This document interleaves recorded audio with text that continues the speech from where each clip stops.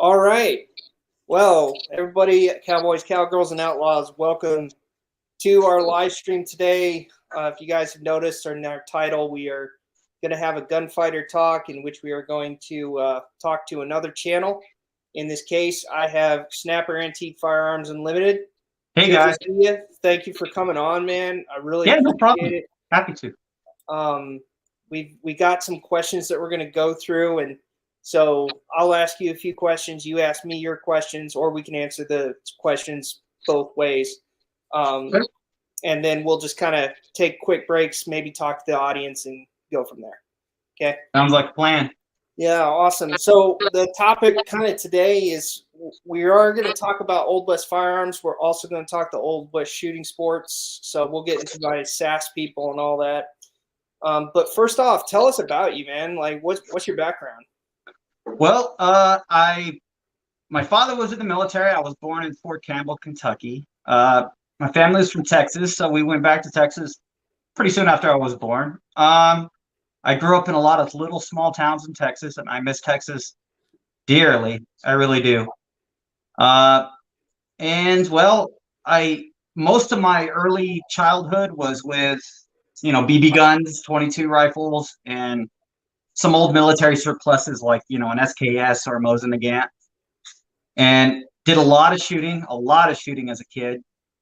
And well, I ended up getting older, through high school, moved around a lot. My parents moved all the time. And when I was 19, I joined the Army, and I got out of the Army in 2012. Ran my own business for a while, and through that and my military time was retired, and I basically get to play with Old West guns now because it's become one of my biggest interests. Awesome. So you're pretty much living the dream. Some people would say that. It depends what you consider a dream.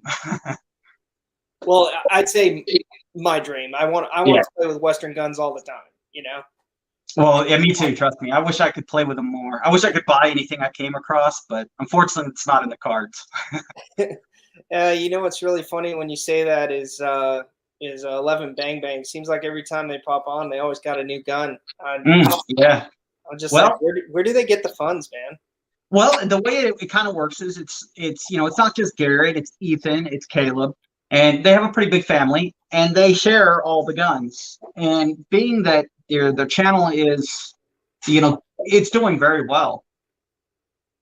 I feel bad at this because I kind of got him into starting to buy original guns because, like, dude, the originals are so much better. I mean, don't get me wrong, I love replicas, I do, but there's nothing like holding the real deal in your hand and shooting it. And I think I got them into that addiction because they had other originals and they had, ability to get originals. But once that started happening, a lot of it is, they work great as a team. They're unbelievably good people, and, everybody likes to help them. So do I. And it works for them, and it does great. And one day they're going to have one of the nicest collections in America. I have a feeling. The biggest collections anyways. Yeah, I feel like every time I look at their stuff, it's always a museum. And I keep telling them that. I was like, you guys need to open a small little museum in your town and just, charge people to come by and see them. Because they do have a really nice collection. Yeah. No, I think the coolest thing I've seen so far was, I think Garrett sent me an email saying that he just bought a Spencer, like an original Spencer, and I'm like, wow. I think they do have one. I haven't seen it yet. I think it's still like getting to them, but I believe they do have a Spencer. Okay. I know that they've got a bunch of the Springfield. Of course, I would have a brain fart here. The same rifles that we're using, like in Custer's Last Stand, the open tops. Your trapdoor Springfields. There you go. They bought a bunch of different varieties and rare varieties of the. Okay, yeah, because I saw they had a cadet rifle too, so that was pretty neat. Yeah, that is pretty cool. Yeah. So I'm gonna go ahead and bring this up right now because we got you on the channel, and so one of the things, and I'm speaking to the audience when I say this, is Snapper and a few others that I'm going to be talking about on these live streams are pretty much the community that our subscribers are part of. So I'm just going to go ahead and give Snapper a shout out right now and say, hey, you know, if you want to know about Old West guns and stuff like that, by all means, go ahead and subscribe to Snapper right there. His link is in the description below. Just go ahead and check it out in this video. And you know, you can get some good videos on some originals. I mean, you got a Confederate Griswold too, man. Yeah. So, I think mean, other than Squibload, you haven't seen his video yet, but other than Squibload, I'm probably the only person alive who shot one, because I got in with the Association of the Griswold and Gunnison revolvers to have mine authenticated. And it was basically sent out and done a time test on the metal to show that it was 100% an original. Because there's a lot of fakes out there, and I didn't want a fake, I wanted an original. right. And doing that, I got in really well with the owners club there. And a lot of them are accounted for, or, you know, they've been missing since, you know, 1865-ish. So they're presumed gone. Even mine was accounted for, which is kind of funny. But the thing about it is none of them except two were shootable. None of them. Being brass, it's not a very high quality brass either. These were made from very low quality materials. Okay. The gun would shoot loose, and mine was that way when I bought it. But I wanted to be able to shoot it. So being that most of my gun was a parts gun, it was a barrel, a cylinder, and a frame. Okay. The grip frame was missing, and the loading lever was missing, and the internals were missing. So what I did is I used 51 Navy, original Colt 51 Navy parts. Ground them up all over the place and modified them to the Griswold and Gunnison spec and stuck them on by using measurements from other Griswold and Gunnisons. Because the grip is at an actually different angle. If you look at a Griswold and Gunnison, it looks like somebody whacked somebody really hard with the grip, and it's bent backwards a little bit. It's not like a 51 Navy. Imagine if you just bent back a 51 Navy a little bit. That's how it is. And it's a little bit skinnier. Yeah. How long did that take? Oh, well, it didn't take too long once I finally got the measurements and everything down. I probably worked on it for about a month altogether, on and off. It really wasn't too difficult, because with the brass, I basically just heated it up and bent it back a little bit, and then followed all the lines from the measurements. And I had to do a lot of filing on the grip frame to get it right. But it really wasn't too crazy. It really wasn't. I got since I was like, you know, I'm replacing most of this gun anyways, might as well make it tight again. And I brought it back to shootable spec, and I've been shooting it. It's great. And I think it's the only one, because the two that are still shootable, originals that are still shootable, they're in museums. One is in a really high collection, and the other one's in a museum, and they've never been moved, touched, or anything. You know, it's one of those, when it changes hands, it usually doesn't even move the case it's in.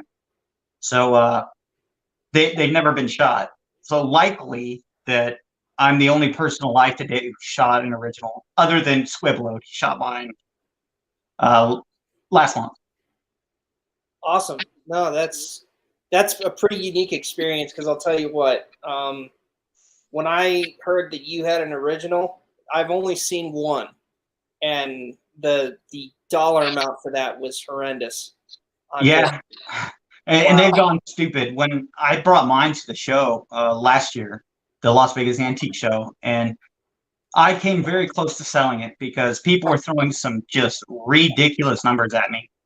And I probably would have sold it if it wasn't for my wife. You would think she'd be like, yeah, sure, get rid of it. She didn't do that. She said, if you sell it, you'll probably never get another one. So she had a point. Gotcha. Yeah. No, that's... yeah, seller's remorse. You got to take that into consideration. And I was like, you know what? And at this time, the gun wasn't even shootable yet. And I was like, I'll shoot it first, and then I'll sell it. And then I was like, after I shot it, I liked it so much I can't sell it. I love it too much. Awesome. And it has a weird quirk to it that I still haven't figured out yet. I need to get a chronograph to just show it because I thought I was going crazy, but apparently Squib's crazy too. He agrees. When you shoot this thing, it's far more powerful than a 36. We would shoot a 51 Navy. It's got the same bore specs, pretty much, as the 51 Navy. It hits harder, has far more recoil. It shoots more like a 44. It honest to God, shooting it, it feels like you're shooting an 1860 Army, but it's not. Okay. And it even hits a target like a 44. Still haven't figured that out yet. Still haven't figured that one out yet. Gotcha. Well, Southern magic, I guess. Well, let's go ahead and just, because I know we got people popping off in the comments here. So I'm going to go ahead and tell everybody, you know, if you guys want to ask us a question to bring up in this live stream and be a part of the live stream, just go ahead and hit us up with the super chat. A lot of people are going to ask questions, so we want to make sure that we get specific questions answered for the live stream. We would love to answer everybody's questions, but unfortunately, we're only taking super chat right now. If you want to do that, by all means, go ahead and contribute in the comment section. Relatively easy. In addition, if you don't want to do a Q&A, you don't want to be a part of it, you can just go ahead and hit us up with super stickers, just $2. We'll go ahead and give you a shout out, call you out by name, and just say thank you very much for your time. So with the super chats, we'll just bring it up as it goes and be part of the Q&A. Sure. But with that being said, so how did you come up with the name Snapper? That's what I want to know. Well, it isn't like special or anything crazy. My son was about 4-ish, and we bought him a turtle. And the turtle's name was Snappy. It was a common musk turtle, but I got into turtles. I actually ended up liking turtles a lot. I still do. And my favorite species of turtles is the snapping turtle. I absolutely love them. I wish I could own one, but where I live, you can't own them without a license. One day I'll have one though. And I just love them to death. And I was so tired of having my name in the chat because it would be my normal name. And I couldn't think of any other better name. And at the time I just put, the Wild Snapper. And that's kind of where it started. It's a little lame, but it is what it is. Okay, awesome. Kind of like the name as well. After a while, I was like, I kind of like the name. Snapper works pretty good. Yeah, I think when I first saw that, I'm like, that's, you know, first off, your acronym. Well, let's just talk about that. Yeah. Snafu. I mean, come on. Like, believe it or not, Saving Private Ryan or what? No, believe it or not, it was Garrett who brought it up. Well, you know, when I was in the military, I used that all the time too, but I never even thought of that. And when I was putting it out, it was just going to be Snapper's Antique Firearms. And Garrett texted me and said, you should add Unlimited. I was like, why? It's like, because then it could be Snafu. I was like, sold. So, yeah. That worked out perfectly. Couldn't ask for it to be better. It's great. Awesome. You know, I got my alias because of my mother gave it to me, surprisingly. Really? I don't know if I really want to admit that, but I just did on live TV. Hey. Yeah, basically she saw that I was doing all this single action shooting society stuff, and I didn't have an alias yet. And I said, Mom, I got to have an alias. And so she said, well, how about you do something with slick in it? And I thought, okay, slick sounds cool. How about I put 6 guns on it because I shoot a pair of 6 guns? There you go. Hey, so that's how I ended up with my alias. But it works. That's all that matters. It works and it's catchy and people will remember it. So, well, not just that, but the funny thing is it's also it goes along with my name, my real name. You know, my real initials are SS, so my alias is SS too. Gotcha. That's even cooler. I like that. That's cool. So that's how I ended up about that. But that's awesome, man. So, and I think I covered this in my last live stream. I talked a little bit about YouTube was kind of having issues with gun channels and all this, and kind of trying to put out the facts out there. you've been on YouTube for how long? About a year and a half, coming up on 2 years ish. Because my first videos really weren't for like making videos for other people. It was to send a video to a friend, like, "Hey, I bought this cool new gun. What do you think?" And a lot of times when you'd like to text a video through your phone, it kills the quality. So I was using YouTube as a way to do that. And it wasn't till about a year and a half ish ago when it started taking off. It was around I would say I've been doing videos for maybe a month and a half. And then when I got picked up by Garrett at 11 Bang Bang to start doing their live shows with them. Okay. So, yeah, it hadn't been too long. Yeah. So why is it fair to say that Garrett was the one that caused you to want to do YouTube, or did you do it for your own reasons? No, it kind of was yes and no. There was two people really. The very first video I ever made was Wild West Extravaganza, his podcast.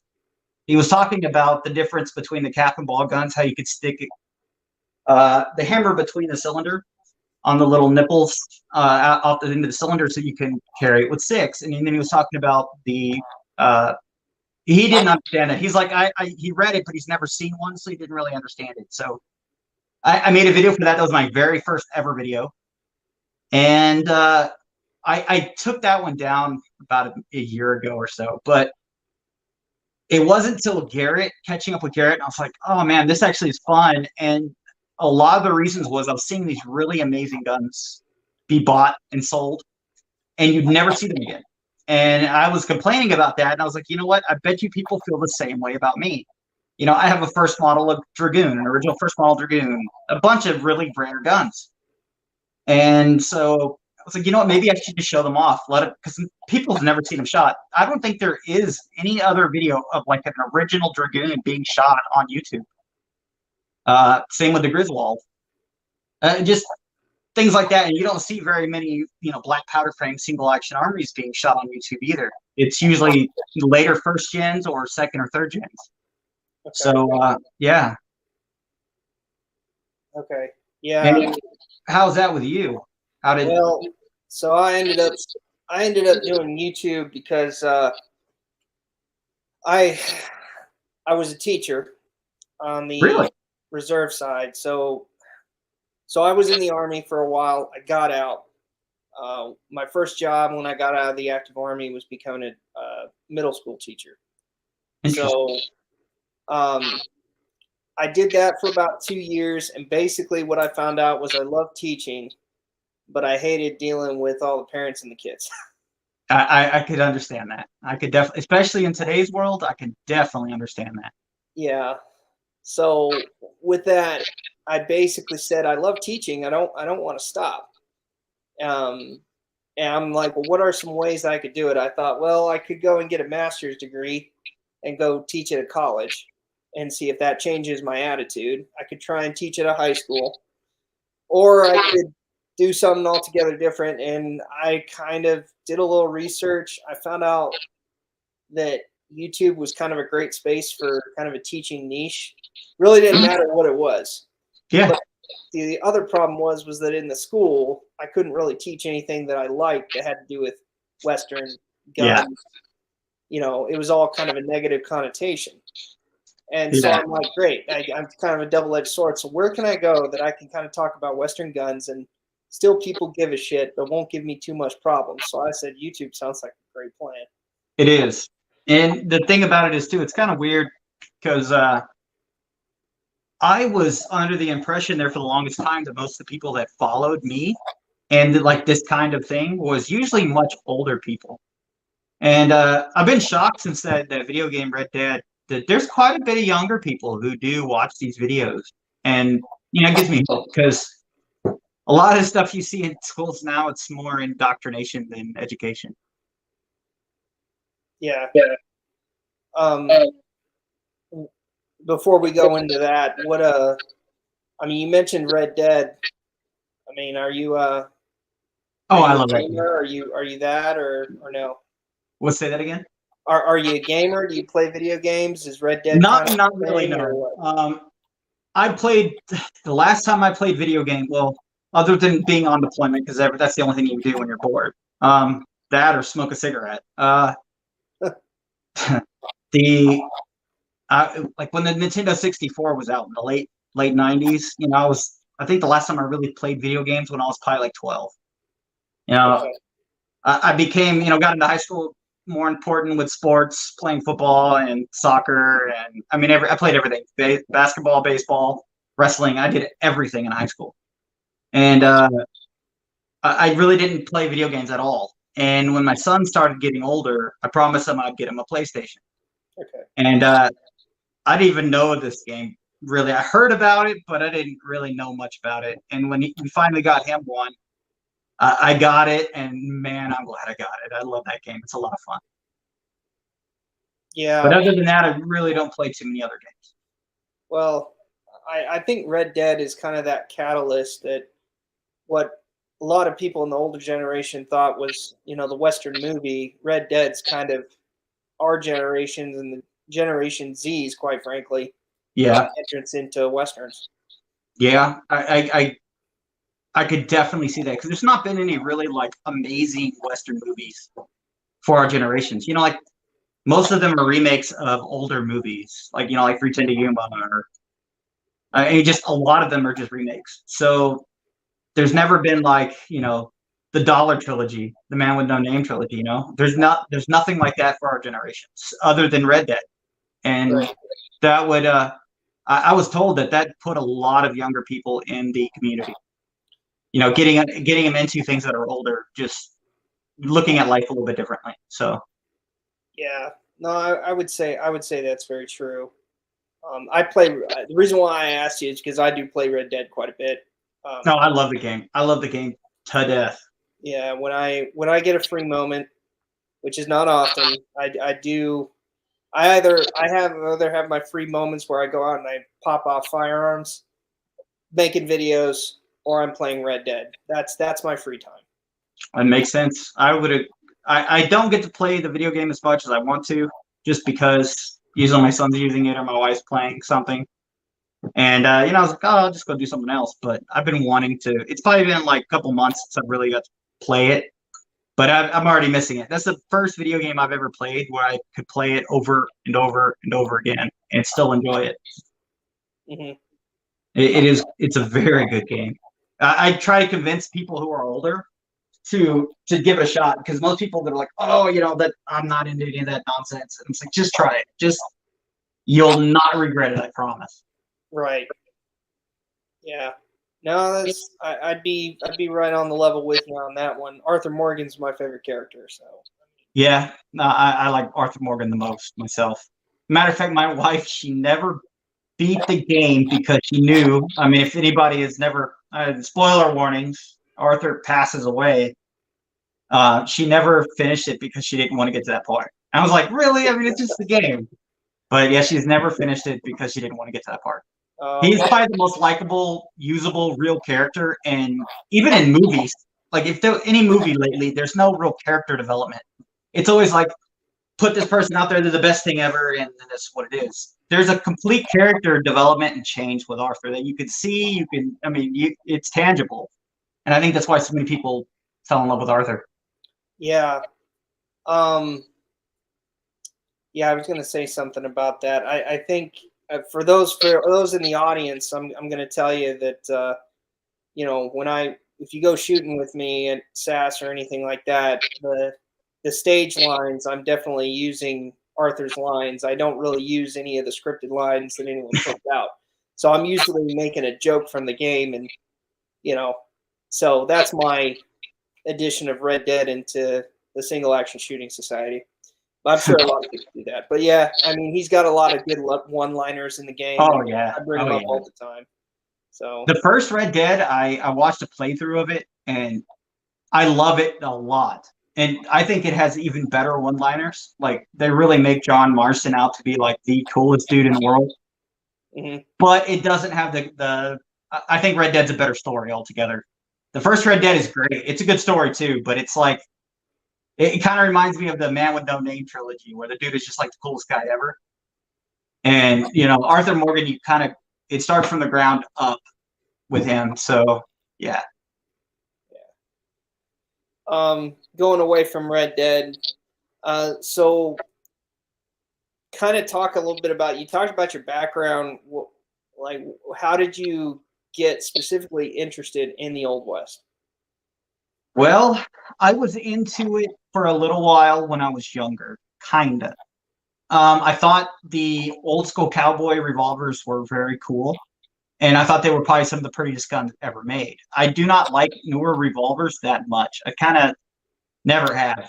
I'm kind of, the older I get, the more I kind of like the newer style revolvers. But to me, the quintessential beauty gun is either like 18th century flintlock rifle or a 19th century Colt single action army or 72 open top or 1860 Army, 51 Navy, you name it. They look gorgeous. And I always wanted to shoot one. And when I was about 19, right before I joined the Army, I had gone to this girl I was dating, the grandparents' house. And, I had known them for quite a while, and they brought this old gun out, a really old gun. It was cap and ball. And the family story behind the gun, which who knows if it's true or not. Well, there's proof to it being true, but who knows if this is what it is, really. Is her great-great-great-great-great-grandfather, whatever, stayed in the same prison cell as Jesse James for one night. And Jesse James got out earlier. Apparently, they traded him a horse for the gun, and blah, da, da, da, da. Who knows if it's true, because everywhere I've ever gone, it's like, hey, look, this is Jesse James's gun. Everybody has a Jesse James gun, apparently. So who knows if that's true, but I always looked at that gun going, that is really interesting. And I did not really understand the cap and ball thing when I was looking at it. I was like, how in the world do you load this thing? And I was trying to think about how you put a brass cartridge in it. And that kind of always stayed in the back of my mind. And when I got a little bit older and could afford to buy guns, I got an 1860 Army brass frame long time ago. Got rid of that a long time ago. And then I got a Uberti single action Army. Oh man, that was 2019 is when I started really getting back into liking older guns. And I'd always been gunsmithing with more modern guns. I was even a unit armorer when I was in the Army. So I was an armorer for AR or M4s and mod uses and whatnot. And yeah, I started to get into that and started reading as much books on it as I possibly could. And I just kept building my collection up. Trading a watch collection in for a more expensive gun collection, or about the same, I guess. Okay. I would say I got involved in, in the period of the Old West, actually, when I got back from my first deployment. Basically, I was like, I was kind of looking for a hobby. I needed something to just try out because, I was relatively young at the time. I say that, and I mean, we're still young. We're not old men here, but I was younger then than I am now, and I wanted something to do. So I basically kind of just did a little internet search and found out about the Western shooting sports and said, okay, well, how do I do that? And they basically said, well, you need revolvers, rifles, and shotguns. And I started looking at the different kinds, and basically I went out and bought all the wrong stuff. Same here. And that ended up staying in my collection, even though it couldn't be used. And then I just went out and got more stuff, and eventually ended up being the right stuff.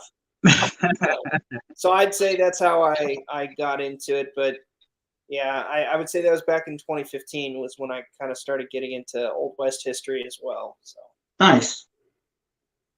Yeah, my favorite thing lately though is to use modern technology as a way to look at these older guns, because you hear so many things told about how to load, how to shoot, what's safe, what isn't safe. And I can tell you truthfully, using science and just reading through history, 99% of that stuff isn't true. Unfortunately, for a lot of people. I could get into a really long spiel on the single action Army, that the whole reason the 5 versus 6 thing started was not because the safety was weak. It was because how you put the gun on safe. It never had anything to do with it being weak. As a matter of fact, everything you were ever told,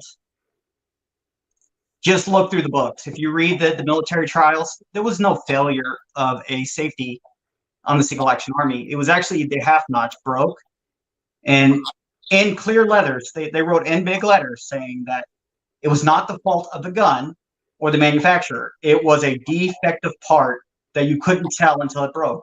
It had a void cavity in the metal right at that spot. And so there was never any other failure. And every other time there was a failure, and you know from your time in the military that if you were the company commander and a guy's gun fell and it broke and it killed him, it shot off and it killed him. But nobody ever wrote down why that happened. If the gun broke, you could guarantee you that they would have went and saying, hey, we have a problem with our firearms. But if the person wasn't doing the right thing, not putting it on the safety notch, letting it all the way down, and it went off, that is a problem of training. So they're going to keep that to themselves, for the most part. And maybe from a lieutenant to a company commander that would be brought up, but from a company commander doing a investigation on it to like a battalion commander, he's not going to bring that up because he's like, we already know what we're doing. We're going to take care of it. And the only thing I ever found in history on where they would load 5 was parades and inspection parades. And that makes sense to me. And that's kind of what got me down this trail is when is the worst time for an accidental discharge? In front of the public or in front of the battalion commander. So it was never worried about the gun safety failing. They were always worried about how you put the gun on safe. If you have 6 bullets in the chambers, you're going to cock it all the way back. You go to your half cock, load it all. And then to load it from half cock, you can't go from a half cock. You can pull a trigger and let it down, but you're going to scratch the cylinder. So they're always taught to go full cock, pull the trigger, and then ride the hammer forward. And while doing this, if your finger slips, you're pulling the trigger at the same time. So the safety can't catch, nothing can catch. So if your finger slips, kablamo. And that is why even the safety bar system was made, was because of how you can lower it. You can't have it being done that way. There's a way for it to, when lowering the cylinder, keeping it from being able to fire. Mm-hmm. That's kind of how it all developed. And the more it got into lately was they took that as it was breaking because they started changing up the safeties later on. And like the 50s and 60s. All those safeties were made for importation laws. They weren't made because they were like, hey, this gun is unsafe. They were made for importation laws. So coming in from Italy, they couldn't, they had to keep with certain standards. And at certain standards, there had to be like a push button safety or some other kind of safety other than just a half cock or a safety knot. So that's why they started making different setups. And I'm going to be making a video on this sooner than later, going through it all. But I have never found any time Colt was ever sued for 6 single action army falling, breaking the safety notch, shooting anybody. And from the very first Colt single action army advertisement up till World War II, when they stopped making the first generation, every single Colt advertisement says to load 6. Not 5. It says load 6, carry on safety notch. Colt has never been sued. Every time I've ever heard of any gunfight or even suicide, say in the case of Johnny Ringo, it's even showed through the court documents that there were 6 loaded in his gun. So the whole 5 thing kind of started later. And the only military paperwork I've ever seen or read or anything, and I've read a lot, a lot, trying to find more information on this, because I went down this rabbit hole and I just couldn't stop. And it basically just said the only time that they would ever do this was for inspections. And to me, that's clear as day why they were doing it. If you're going to do it when you're in combat, because it doesn't matter if you have an accidental discharge when you're letting it down, as long as you don't shoot your horse or your buddy. And they would carry 6. There was so much I could read from the military where they even said to load 6, carry it on the safety notch. But I've never seen anything other than for inspection parades to load 5. Wow. You know, I haven't heard of that, but I can see why they would come up with that. You know, it really does. When you put it exactly as you said it, that does make sense. You know, one person does something stupid. Yeah, it ruins it for everybody. Screws it up for the rest of us, and you know, then a superior says we're not doing that ever again because of X, Y, and Z, and then it just kind of goes out, and you know, the E4 mafia talks. Oh yeah, oh yeah. And before you know it, they're like, "Dude, did you ever hear that so and so had a negligent discharge? Yeah, he almost shot himself or did shoot himself." Yep. And then so many of those would become stories that were true that never happened, or completely different than what actually happened. And I actually, one of the first things I did on this subject was I love engineering, and using CAD, I made up the Single Action Army's hammer, trigger, the whole system in CAD, and tested it.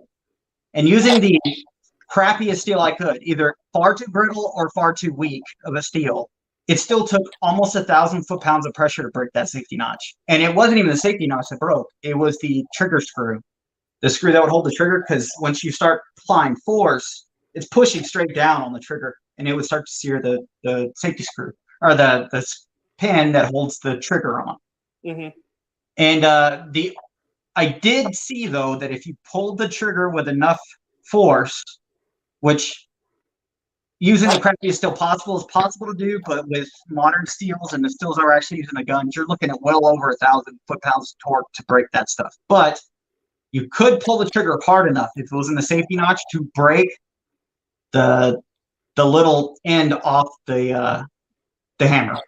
It was possible, like barely possible, but possible with the crappy steel. So I'm sure if somebody hit it just right, or somebody was really, really, really scared and they pulled as hard as they could with both hands, and you know, like the first reaction, you could easily break one. Yeah, but then I guess you have to think about the cartridges at the time. You know, 45 Colt being it wasn't exactly loaded with the primer exposed. You know, it was an internal primer. So even though it was center fired, would it really have had enough pressure? Even with center fire, I couldn't get the gun to fire. Even with the crappy, I mean, so the hammer on a real Single Action Army Colt is extremely heavy, like extremely heavy on a first gen, and pulling that thing back even to half cock and letting it down from there was not enough to discharge a round. It didn't have enough power to discharge a round. So the only way you could get around to fire is if it had to go back. And if you were in a safety notch and you hit it really hard, most of that energy is going to be taken up. If you hit it hard enough to break, 99% of that energy is going to be taken up in that breakage, and it's going to transfer very little energy forward. Mm-hmm. So basically, I don't see very many situations where you could break them. I really don't. Well, and plus you also have to consider that, I mean, not to say that the government is perfect, but they're not going to accept a faulty gun. No, exactly. And there were so many changes made to the Single Action Army, the first gens. From 1873 till 1882, there was already like 25 modifications done to the gun. Like a lot of modifications are done to these guns. Lots of little angle changes on the hammer, lots of angle changes on the trigger. The trigger guard bow was changed out. The knurling on the hammers were changed out at different times. The wheel size on the hammers were changed out at different sizes. The springs were changed out. The bolt style was changed out. The grip styles were changed out. Even the way the cylinder was made, the size of it and the knurling on it was changed out. The barrel rifling was changed out. They changed so much on these guns, but if there was a big flaw in the gun, why didn't they fix it? Right. The whole time, Colt fixed every single thing that ever came up on the gun that wasn't light, from grip angles to the sights. I mean, everything you can imagine, they tackled. But if this was such a big flaw, they didn't ever tackle the biggest flaw of the gun. It doesn't make sense to me. And on the same time, they've never been sued. The government has never brought up any lawsuit against them for false advertisement and endangering their troops. Mm-hmm. And I would figure that the few incidents that were found that, the gun fell or was thrown and it discharged, if it didn't mention the gun being broken, then that's not what happened exactly. That means that the gun was probably down on a primer. Because if it did break, you would want to put that in as a company commander saying, look, these guns are unsafe. If my guy can drop it 5 feet and it kills him, this is an unsafe gun. If they didn't write that in the report, that doesn't make any sense to me for my time in the military. Because if they didn't write it in the report, that means to me that the person was doing the wrong thing. He had it, probably all the way down on a primer. Yeah, I think I can attest to that definitely, because having been one of those guys, it's you don't always see these events, right? Right. So you have to believe that the person who is telling you the truth, and they're not trying to just cover their butt. Yeah.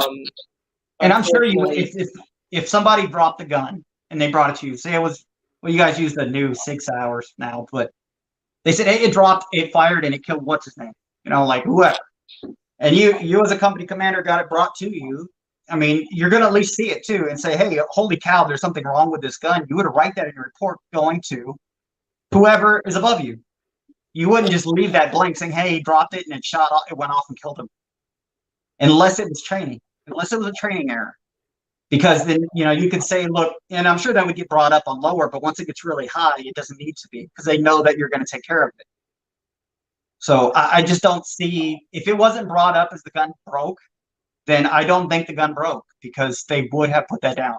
It would have been very important to, because our equipment just killed a man. Mm-hmm. Yeah. No, I have to agree with you on that, Snapper. I think that's a very valid way of putting it. I'm not advocating to anybody who's watching. I'm not advocating that the sports, because in the sports they do load 5. 5, right? To keep things kosher with everybody, And the thing too is it is a safety of putting it on safe. Like you can't accidentally slip off and shoot the gun. It is safer to load 5 because of this. But I think everybody always gets brought up at the fact that we load 5 because the safety is horrible and it can break and kill us. But it wasn't that reason. It was because putting it on safe was a hazard. Yeah. So, and that is actually brought up in a few correspondence of where they've talked about having negligent discharges because the person slipped off. And let's say it's 1 in 1,000 chance your finger's going to slip off and cause the gun to go off. If you have 2,000 troops, loading their gun probably once a day, you're going to have negligent discharges quite common. Yeah. Yeah. Plus back then, it's not like you, not to say that in the Army people drank, but oh yeah, like to think nowadays we try to control it a little bit more. Back then it really wasn't. A very different world back then. Yeah, it was that was the culture. I mean, it still is the culture now, even in the Army today, but we keep it down to ceremonies unless you're off duty, not at training, not at war. At least you're not supposed to. Exactly. But I mean, back then, out on the frontier, if they got a hold of hooch, who's to say they couldn't drink it? Yeah, and you know what? There are many correspondents of the Civil War where commanding generals were drunk, like really drunk. Even supposedly a couple of people during the Custer fight were pretty drunk. Mm-hmm. I mean, I would probably want to be drunk too if I was going into that fight, but that's just another story. Yeah, I mean, and I guess it kind of, I'm not trying to detract from that history, but I think it kind of goes back to, you kind of figure out in other countries' militaries why they actually allowed drinking on ships before battle. Why was that a ceremonial thing? Well, it eased people's tensions. As long as they didn't drink too much, they could still fight. Yep. They wouldn't feel as much pain, hopefully, or they'd shake it off. And then on top of that, you don't want to have a mutiny on your hands because they're pissed off. Exactly. And I mean, there is something to say about, alcohol giving people courage. It happens all the time. Yeah. And, think of all the bar fights you hear over stupid stuff that happens. It's usually corresponded with very stupid stuff, but if it was done properly, you could probably use it as a good tool if done properly. Right. No, so, but yeah, I mean, I think that all kind of fits and makes a lot more sense with what you're saying. I don't want to detract from that conversation. We got to Yeah, keep no, going, otherwise we're going to perfect. run out of time. Yeah, let's keep moving on. But are there any other historical periods that you're interested in other than the Old West? I was really interested in World War One, and I want to go back to it. It just the way my brain works. If I get attached to something, I have to stay attached to it for a while, and I'll get obsessively attached to it. And then one day I'll wake up and not like it anymore, and then I'll move to something else. That's kind of what happened with World War One. Before I got into the Old West, I was really into World War One, and not too much into the firearms aspect of it, but to understand it, because kind of like how you said you didn't get into this until after your first deployment. Well, that's kind of how World War One happened with me. I was shocked at the idea that I didn't even think I could have fought in that war. And, I ended up with some pretty good fights in Iraq. And I was just amazed. I'm so glad I didn't have to fight in that war, just thinking about it, seeing it, the trenches and just the lifestyle. So I wanted to learn more about it. And I was just blown away at the courage of the men of World War One, even World War Two. I mean, a lot of that stuff. There's so much fighting that we don't fight like that anymore. So it's really hard to understand it. And from the fighting I did, it just blew my mind that these guys could, they basically knew they were going to go die. I mean, it was 99% chance you're going to go die. You're lucky if you don't. But for us, it's 99 chance you're going to be fine. If you're unlucky, you might die. So Yeah.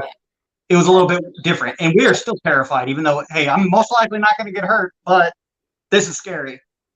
Yeah. So, I think, I mean, to answer that question, I'd say mine was World War II. But, I did learn a little bit more about World War I prior to that. I thought that was kind of neat. Not as much as World War II was cool, but I think what you're bringing up, I think the best way that if anyone were really wanting to understand what those guys went through, to me, the best book you could ever read, the best movie you could ever watch is All Quiet on the Western Front. Agreed. 100% agreed. Yeah. I like the first one that came out in like the 30s. It's either 20s or 30s when it came out. That was a good one. And I like the one from the 70s. I heard there's a new one out, but I haven't seen it yet. You need to watch the new one. It's good, huh? Yeah, it's that good. I'd say it is.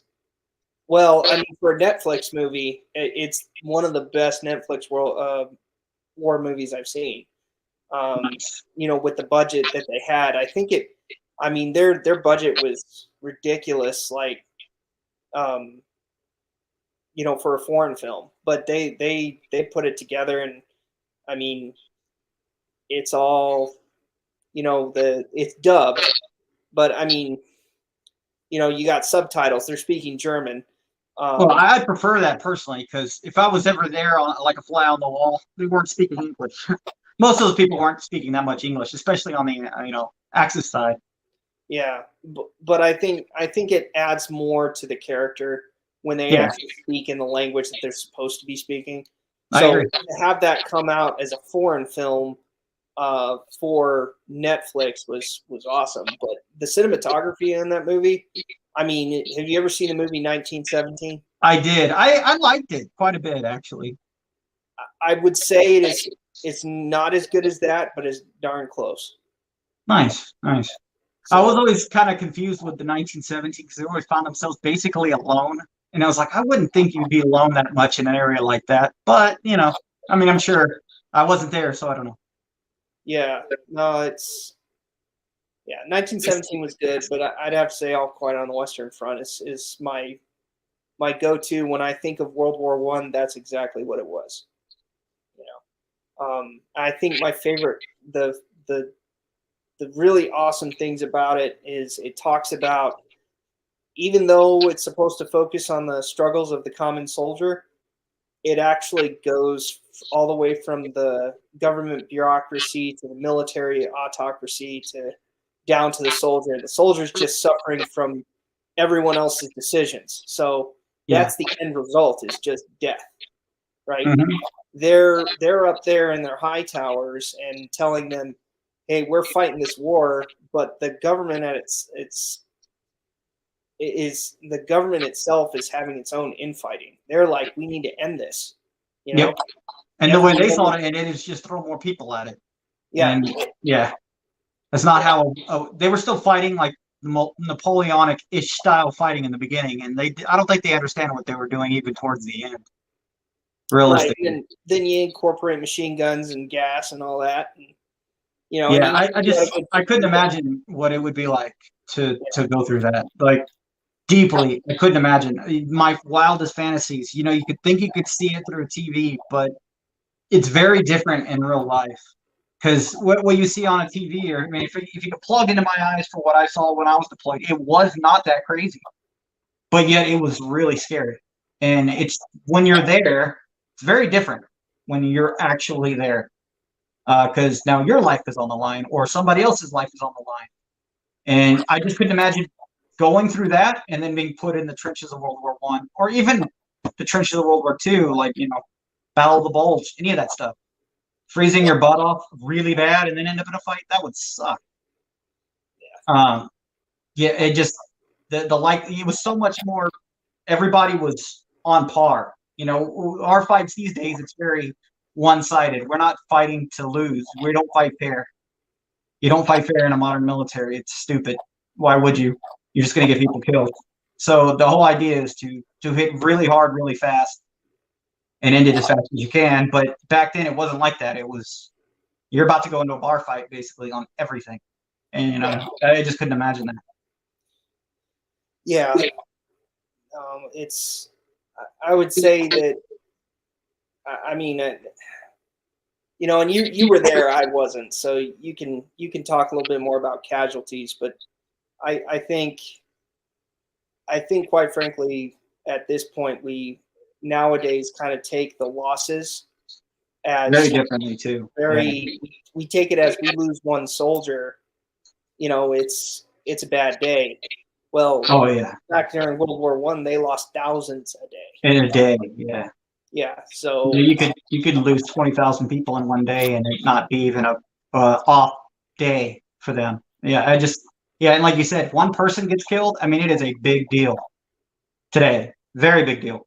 I mean, somebody messed up, honestly. Yeah. Usually, but yeah, because like I was saying with the fair fights, if we go into a fight and it's fair, we're doing something very wrong. Somebody messed up somewhere really bad. Right.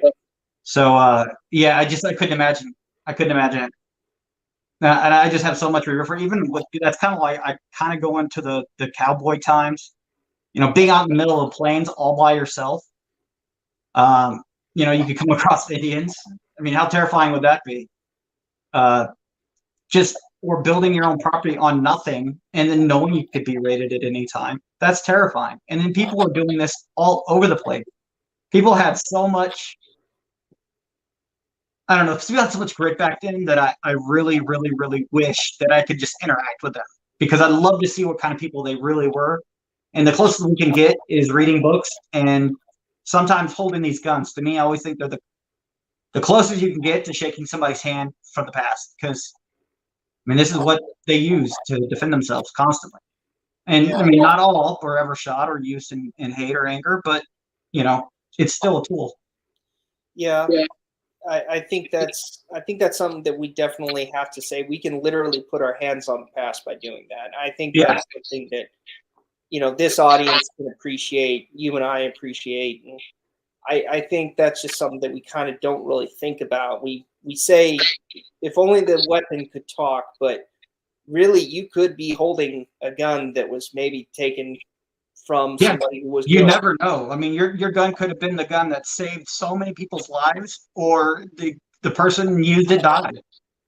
And there's a high likelihood that some of the guns I own, the person, like that 1860 I got recently, was blown up.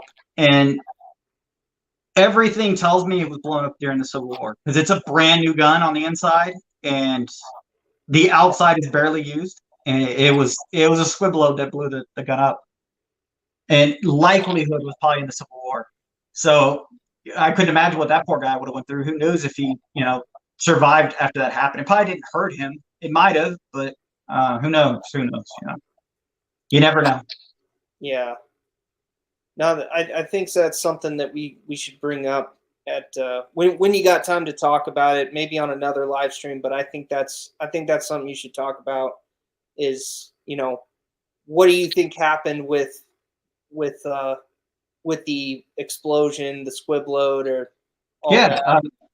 Honestly, I think the biggest part of that was probably wet powder, maybe, or it was loaded for a long time and the powder got wet somehow. And he fired the gun and there was a squib load and then he fired it again. And the reason we know there was a squib load because part of the squib load was still in the barrel. Right. And there's a little acorn in the rifling where the squib load was, like right behind it. So it was obviously a squib load. And it's crazy too because that's another reason I love these guns. You take that thing apart and it still had fouling from when it was being fired last, still in it. The barrel did. It still had the leading in the barrel. It still had the leading in the cylinders. And the inside looked brand new. I mean, it looked like a brand new gun on the inside. It was just gorgeous. Mm-hmm. It is neat because you're opening something that nobody else has looked at in 160, 70 years. So it's pretty cool. Yeah. So kind of going along with the Western shooting sports, have you done any Western shooting sports? Do you intend to? I want to badly. I really, really do. I've looked up my area and supposedly there's one that's not too far from me, but I only found it online. I could never find any person to actually contact. And every time I did try to contact anybody, I never got an answer. So if anybody knows a association in Las Vegas, you think there would 100% think there would be, and has any contact information at all, please let me know because I would love to get into it because I haven't been able to find anything tangible other than little things here and there. And if I get a hold of these people that it's listed, I never get anything back from anybody. So. And what state are you in again? Nevada. I'm in Las Vegas, Nevada. Okay. Sin City. Gotcha. Yeah. If you're in the comment section, go ahead and kind of sound off, and maybe someone in Nevada that can help Snapper out here. Because I think you'd be a great addition for something like this. You definitely fit the type. And one of the reasons why I love the Western shooting sports is, they're pretty inclusive of most people that are, we share the same passions. They're all friendly. It's just a great sport to get out there and not only shoot older guns, but just talk to people and share stories and all that stuff. So camaraderie comes with that too. Yeah, that's what I've noticed. That's another reason I really want to get into it myself. Yeah. But I think that's just also kind of what our goal is to hopefully keep it going. Of course. We don't want it to die off. Of course. So I think that's great. Hopefully we can get someone to help you out. I think that would be awesome. Love to. If anything, hopefully one day I won't live here much longer. So hopefully I'll be able to go somewhere where I can do it. And I also really want to get into reenacting, like Civil War reenacting. Okay. Really want to do that. So North-South Skirmish Association kind of thing? Yeah. I've been a hold of them. They've been contacting me quite a bit because we were on at the Antique Arms Show and here in Las Vegas. Hold on. Oh, sorry. I was talking to one of the people there, and it was kind of funny. I was walking past his stage, and then there was a picture of my great-great-great-great-great-grandpa. And I was like, hey, that's cool. I'm related to John Bell Hood.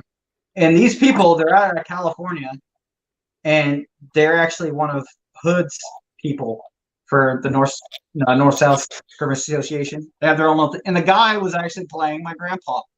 it was the coolest thing ever. So they've sent me all the paperwork. I got to fill it out and send it back to them. They have to do the whole ancestry thing to prove it, and that's easy because I got the DNA stuff already done. And yeah, I thought that was cool. It'd be in my, I'd love to be with them just because it'd be cool to be in the same, unit that basically acts for, a relative that I had. Awesome. No, that's cool. You literally have a family connection to the past that you know of. Yeah, it's pretty cool. Yeah. Oh, that's awesome. And I didn't even know it for the longest time. It was one of those things that I kind of stumbled across it, and everybody was like, duh, we told you this your whole life. It's like, what? And yeah. Nice. What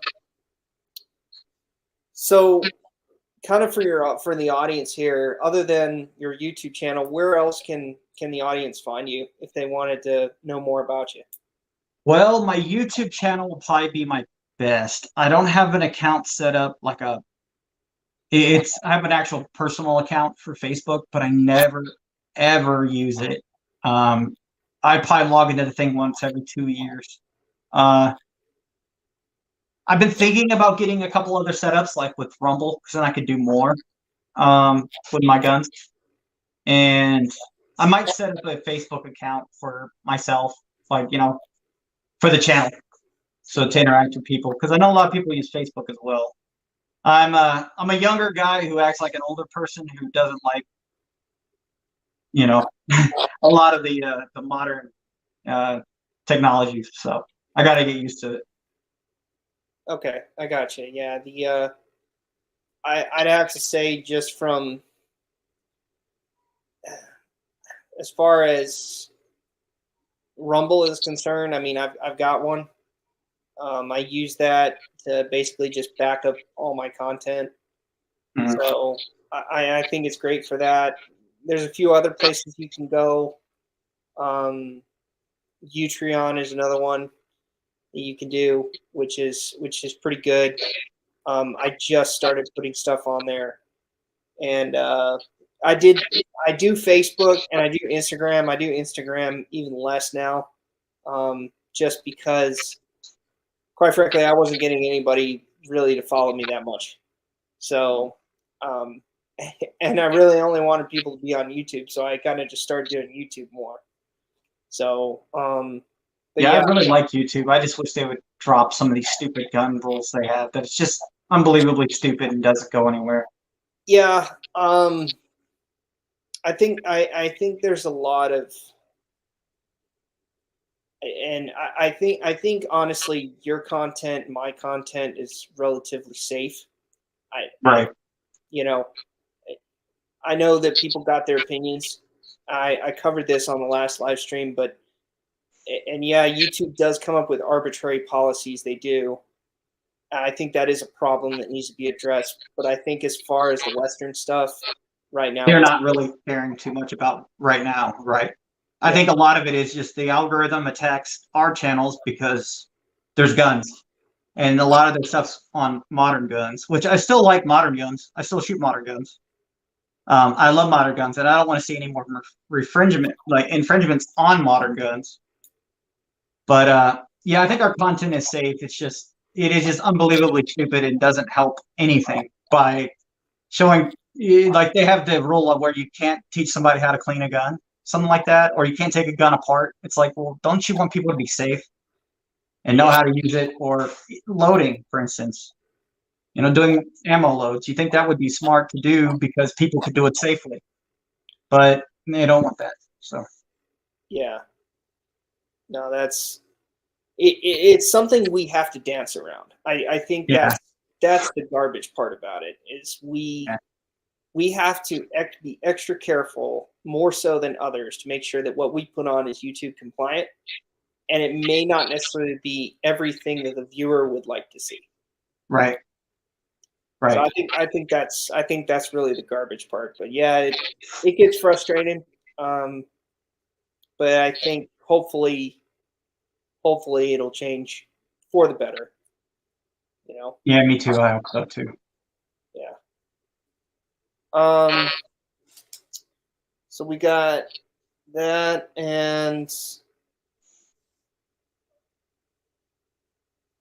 I think you might have covered this. Well, we already covered that question, so we only got two more. So Sure. what's your favorite Western movie, and why? Western, The Outlaw Josie Wells. I love that movie. I absolutely love that movie.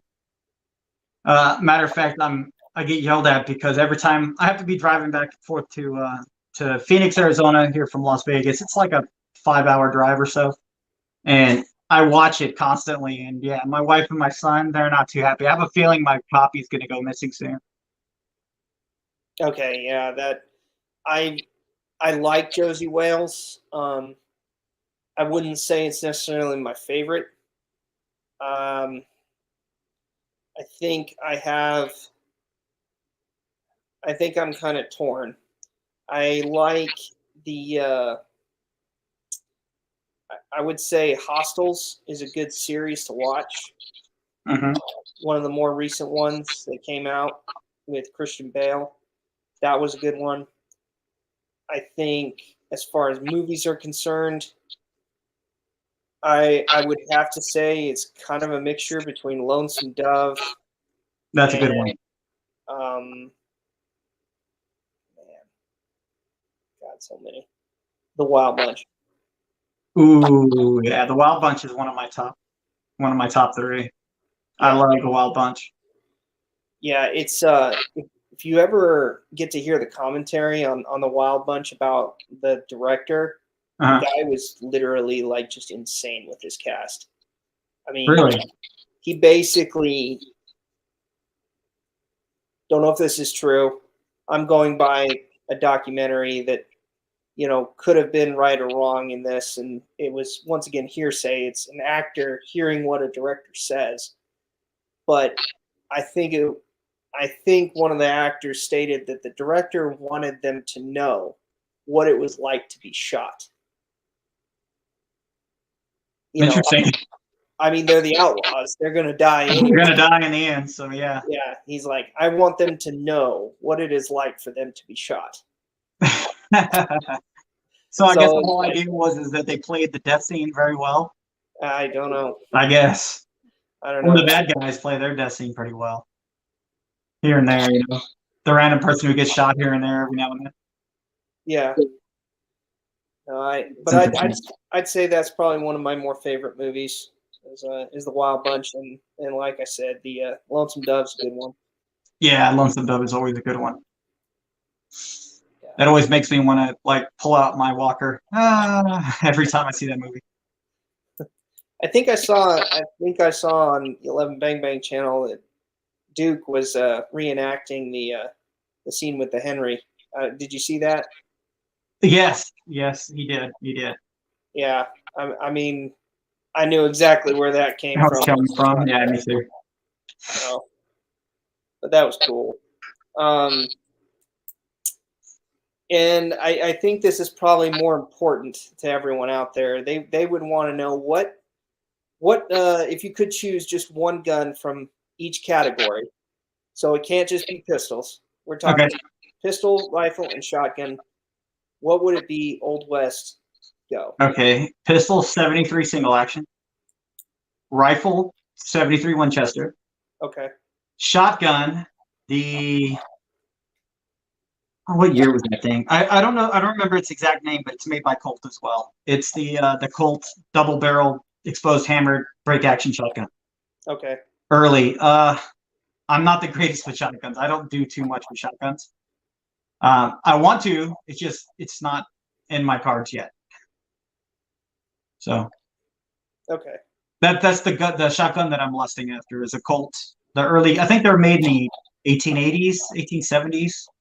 Yeah, I think it's kind of the late 1870s, 1878. Yeah, something like that. The shotgun, double barrel, just break action, exposed, hammered shotgun. I think that is the prettiest shotgun ever. Okay. Yeah, I think for me, the rifle, I'm just going to say the Henry. I'm sorry. You're a Henry Hopper kind of guy, huh? I am a Henry guy. I have two Henrys right now. So I guess I would say that my favorite gun that I pick is the Henry. Why would you say the Henry? Why would it be? Why? Just tell me. I'd love to know. Just why? So I'm sorry, man. I'm a guy for aesthetics. I'm not so much about practicality. I love the 66. Like, that's a gun of my dreams, but they're usually crazy expensive. Yeah, I think. Well, last time I saw a 66 in working order for sale, it was probably over 10 grand. Yeah, everyone I found was around $10,000 to $25,000 for 66, and it uses that Henry 44 rimfire. So, yeah, it's going to be not easy to get ammo for, anyways. Well, surprisingly, I've seen some people still selling that like on private sales somewhere. But, really? Yeah, but I mean, it's an exorbitant amount of money that they're asking for. But I mean, who's going to buy it other than someone who has those rifles? Yeah, exactly. Unless you're buying a couple of rounds just to have, and who else would buy it unless you had a gun to shoot it with? But getting back to your question, I mean, like I said, I'm more of an aesthetics guy. I just like nice looking things. I think the 60 is just very sleek looking. It's just pretty. I mean, it's Can you hold on to that front barrel when you're shooting? Like, I mean, then you have to do the hop, but does that barrel get so hot that you can't hold on to that follower? It only gets super hot if you're shooting more than one magazine full, and it also depends on what time of year. So if you shoot a couple magazines in the winter, it might get warm, but it's not going to burn your hand. Mm-hmm. You shoot one full magazine in the summer, forget it. You can barely hang on to the steel anyway because it's already hot. Right. So you just put a glove on, call it a day.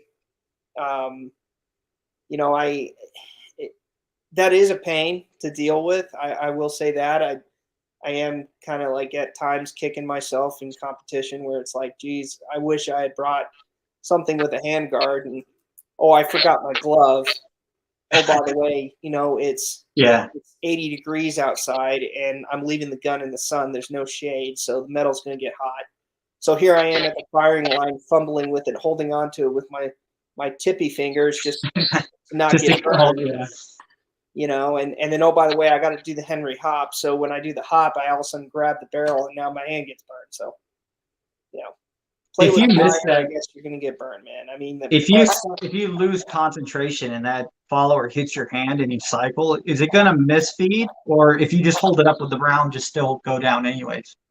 I haven't tried that because I really know it's just, oh man. See, I could go on to this forever. The fact is the Spencer and the Henry, there's so much thinking involved in my opinion that you don't really think about to do those things sometimes. You're just on the clock. So, like with the reload on the Spencer, for example, you forget how many rounds you fire. You just know you got to put 3 extra rounds in because you got to get a total of 10. Well, you're going to ending on an empty unless you count your rounds, but you're not focusing on counting anyway. Right. So 9 times out of 10, I'm going to pull the hammer on an empty.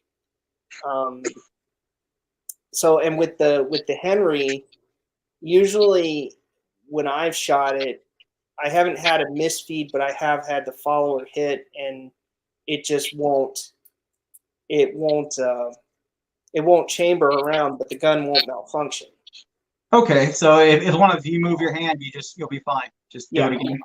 Yeah. You just move your hand. It's too much for me to think about. Oh, I need to tip it up. Even if my hand hits it, and then I can move my hand. It's just, oh, okay. I ended up on an empty. Move my hand. It's because I forgot to do that, and then.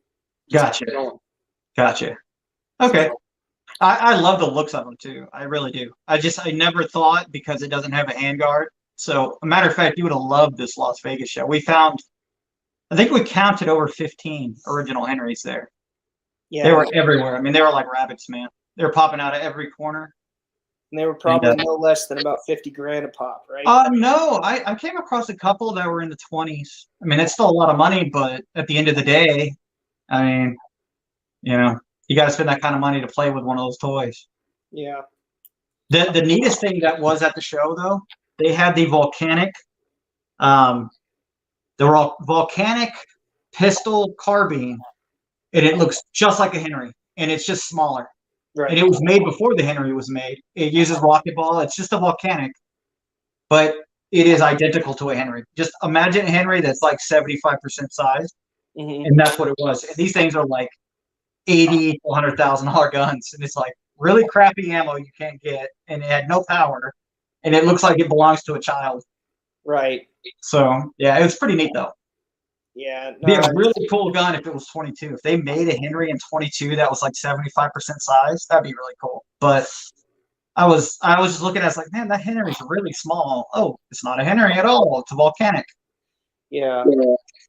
No, that's, I guess, just to finish out this question, then I'll ask you about that, and I think that'll close us out. But okay, my revolver, I would say, is also a Colt single action Army. Once I shot that first generation, just recently, the 6-shooter, it was, I mean, it was just a powerhouse. It just felt great, and the action just was very clean, even though the gun was dirty as heck. I took that thing apart after shooting it. Whoever had it before me didn't clean it before, and I swear to God, I saw a couple of spiders crawl out of it. That's not. I mean, that's so normal. Any old gun, nobody ever takes them apart. They just trade them. They'll put them in their little thing. They never take them apart, clean them. Every single gun I have, when I took it apart, it was full of dirt. Huh. Everyone. Interesting. So and that's important too, because if you don't do that when you get one, they're just going to fill up with. I mean, they're just going to start to corrode from the inside. And it is not uncommon to see a gun that looks beautiful on the outside and be extremely corroded on the inside because nobody ever took it apart. Right. And that's very common, very, very common. So don't ever be scared to take your antique guns apart and clean them. They need it. They desperately need it. Yeah. I'd have to say it depends on your competency. I mean, single action armies are easier. Easy. It depends on what it is. And it's if you're really incompetent and you're really scared, take it to somebody who knows what they're doing and just pay the money. Because even if you're never planning on shooting it, your investment is just ticking down to the day that it's unusable because of corrosion. And might not be in your lifetime, but every day it's not cleaned or not gone through is one more day of damage it's getting. Even though it might be minuscule, over time it's going to add up. Right. No, definitely. So I'd say the Colt single action Army and the shotgun. It's a toss up for me. I would say the Hammer Double, and then the 97. So that's the pump, right? Yeah. You have one of the lever 80. It's the 89. It's the 89. The 87. 87. Yeah. Sorry. What do you think of that thing? That's pretty cool. Well, I got literally what is a parts gun. It has no internals. It's rusty as heck. Whoever had it before me, they lost the lever screw and put a regular screw with a bolt and put that in there to hold the lever in. Nice. So talk about a redneck fix. And it's still it'll cycle, but it just looks ugly. And so I need to find an original screw or manufacture it. Well, what I tell people a lot that does work more than not most times is replica parts usually are very, very close to fit and usually close enough that you can do minor modifications to the part you buy, the replica part. Don't modify the original, but modify the replica part. You can make it work. Okay. With little modification. Very little modification on most things. There's some things that aren't even close, but on a screw like that, it depends. You might have to, have it welded up and then cut on a lathe and then re-threaded. But then you already have the perfect look of it, so it'd be cheaper to do it that way too. Yeah, the right look. It depends. That's something that I was thinking about recently when I was restoring a 1873. I had an 1873 that didn't have a rear sight. It was missing its its dust cover, and a couple other minor parts. And so I was looking at trying to use replica parts, but the problem is that the person that I was helping wanted all original, so they wanted Winchester parts, but he didn't, But when you looked at all the parts that were in it, you could tell that whoever had it before him just Probably not jerry all rigged original some parts. parts that they lost. Yep, and there'll be times where there's plenty of homemade parts, and I like using replica parts over homemade parts. Just usually because the fit and finish is just more authentically pleasing with less work. And it's not hard to modify these things to be right. It's really not. They're usually close enough that little tiny things will make them work. Mm-hmm. So 90% of the work's already done for you. It's just a fitting that you have to do. Yeah, And the way I see it is, as long as you modify the replica part to work, and then one day, if you ever come across the original part, then buy it and put it on the gun. Yeah. And I operate with that a lot. It's like I'd rather have a shootable gun with replica parts in it, and over time, finally, slowly find the parts, than a gun that's just going to sit in the box somewhere until I get all the parts, original parts, And who knows how long it can take on some guns. On a Griswold and Gunnison, you ain't going to find it. You're going to make it. No, I think that comes down to personal preference, but I see where you go with that, and I would probably be the same way. But some people are just like, I only want the original part, or it ain't going back together, Yeah, I've even seen people like, oh, I don't want to pay that much. It's like, dude, it's going to cost you a crap ton of money for that part, and that part still is probably worn out, so it's going to need some work too. And no, I've come across that as well. But at the end of the day, it's one of those things: is how much money do you willing to throw at it quickly? Because if you're not willing to throw a lot of money at it, just use the replica parts, and then over time find the original parts at a good deal, and then add it to the gun. And that's just the way I like to roll personally. I only have 2 guns that actually have replica parts in them, but it's one of those things that some of these guns you're just not going to find parts for. So it's either let them sit half taken apart, or just throw a replica part in it, or make your own part, whatever. But yeah. Well, I don't really have a whole lot of questions per se in Q&A. We didn't really get a ton of those, but are there any final questions that you might think that the audience might want to have answers to? Probably we can keep this going for maybe about 5 more minutes. Okay. Let's see. Well, the only other thing I really could think of to throw into there too is, if anybody does have an original gun, I always recommend not using its original springs. And that's just because I've broken so many of them in the beginning that what I like to do is I'll get my new gun and I'll take it completely apart and I'll buy new springs for it. And usually replica springs will work, but you can usually order springs for a normal gun or make them yourself. And the original springs I'll throw in a box, in a bag, and put it in my my gun safe. And then one day, if I ever sell the gun, I'll put the original springs back in it. And that's just to protect them, because the temper on springs, it's, these springs are over 100 years old, and it's not uncommon for you to start using the gun and then the spring break. It's just not uncommon. Yeah, I think the final thing I would probably say to the audience, if you ever wanted to know, is, just if you guys want to get an original gun, do your shopping around. If you're comfortable with getting a parts gun and you want to work on it, great. I'm all about the experience. I've done it. Obviously, you've done it. But it did take you some time to get it up and running, so you have to be patient. I would also say that probably, just be very careful when it comes to buying it. Mhm. Know exactly what you're getting. Do the research on what you're getting. Like with anything, Yep.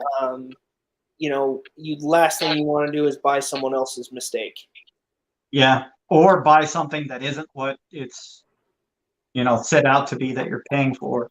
Right. I've seen that many times. I've actually come across a couple Pietas and Ubertis with full Colt markings and antiqued that were sold as Colts, and people paid a lot of money for them. And there's always some sleazebag out there who's trying to make as much money as they can. Right. And it's realistically, if it could be made in the 1860s and 1870s, somebody can do it today. So just remember that. Make sure you look over your parts, look over the gun very well, make sure that you do your research, because that is important. Very important.